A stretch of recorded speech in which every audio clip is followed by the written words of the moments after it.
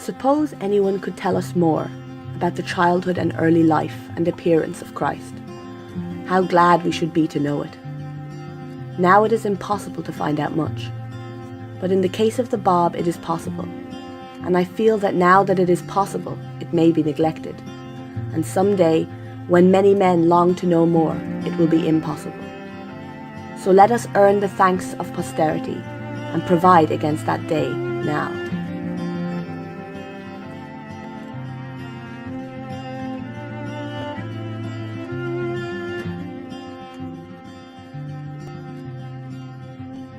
"2019 marks the 200th anniversary of the birth of the Bab.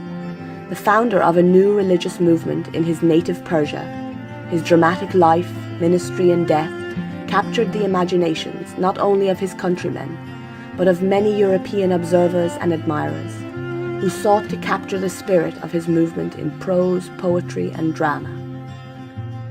Though the fame of his movement reached Europe, and though many Europeans and other Westerners would eventually embrace his cause, In his own lifetime, only one Westerner is known to have met him, preserving for posterity an unbiased first-hand account of the young man who claimed to be the gate unto the knowledge of God.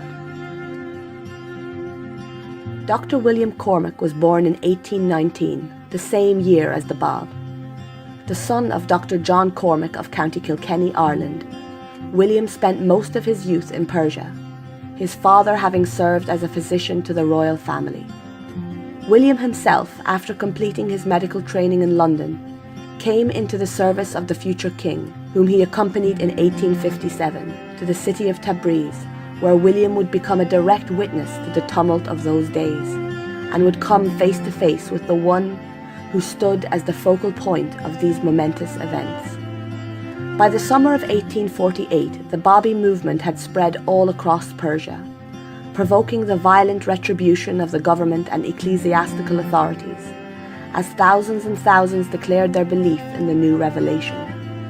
The Bab was imprisoned and repeatedly exiled in increasingly remote and harsh conditions, before finally being brought to trial in Tabriz.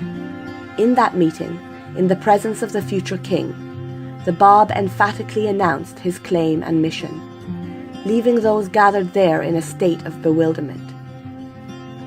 It was in the course of these proceedings that Dr. Cormac was called on to interview the prisoner, in Dr. Cormac's words, to see whether he was of sane mind or merely a madman, to decide the question whether to put him to death or not. Dr. Cormac's report recommended that the Bab's life be spared. The Bab was taken back into captivity, where he was beaten and struck on the face, a blow which produced a great wound and swelling. On being asked whether he wished a doctor to attend his wound, the Bab specifically asked for Dr. Cormac, who accordingly treated him for a few days.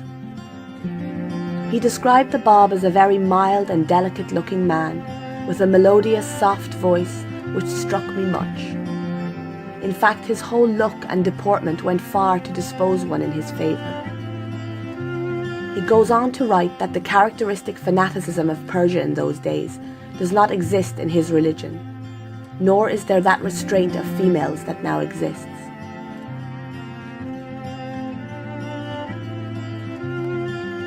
The story of the Bab has captured the imagination of millions of people around the globe.